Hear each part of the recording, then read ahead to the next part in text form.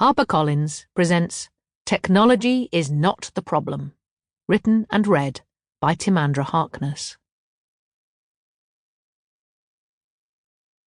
Introduction. This is not the book I was expecting to write. I've spent over a decade writing and talking about technology and how central it is to the way our lives are changing. I'm excited about the positive potential of technology to make human lives better. Medical advances for longer, healthier lives. More plentiful, clean energy. Faster, cheaper travel. Wider horizons through our ability to instantly communicate and share the best of our global culture. Inevitably, though, I also spend a lot of time warning about the potential downsides, especially of the digital, data-driven technologies through which we live more and more of our lives. It is, after all, an asymmetric world in which a few companies or organisations collect data about us all, aggregate and analyse that data, and use it for their own purposes. I have specific concerns about the effects of this shift into a data-driven society.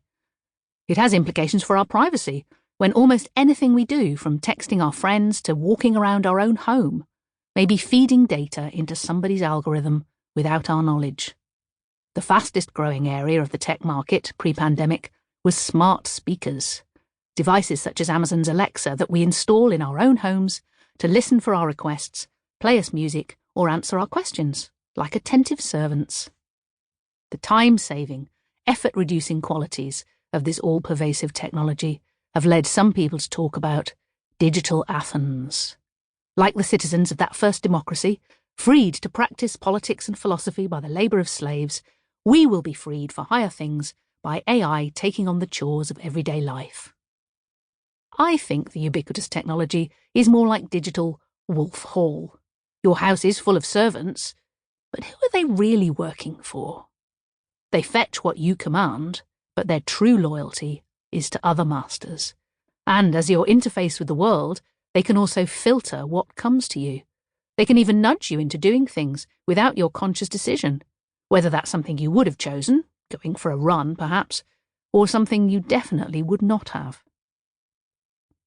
Technology also has effects on where we focus our time and attention, when there's always a new funny video or a new response to our latest witty post to check out.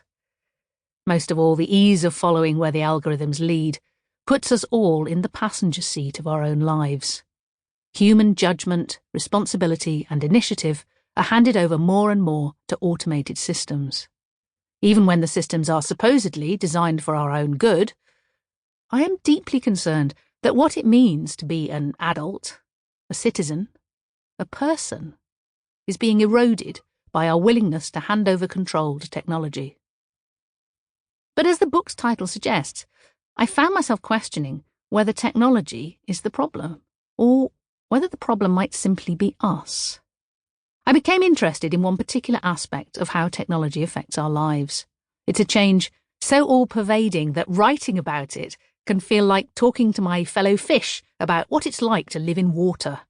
It's hard even to remember a time when things were different. So let me give you an example. When I first moved to London, way back in the previous century, I never went anywhere without my A to Z. It's a book of maps of London streets, with the road names in an index in the back, hence A to Z. Anywhere in London, I could look up the street I was on and the street where I was going and work out how to get there, following the map from page to page as I walked. I also carried a tube map, so I could plan my journeys on the Underground, and sometimes a train timetable if I wanted to use overground trains. Bus routes were an arcane mystery, and knowing which bus went where marked you out as a proper Londoner. I can't remember when I stopped carrying an A to Z. I have now lived here long enough that I know where a lot of places are, but the significant change is that I can access all that information and more on my mobile phone. All I need to do is put in a postcode or address, and an app will offer me a menu of ways to get there.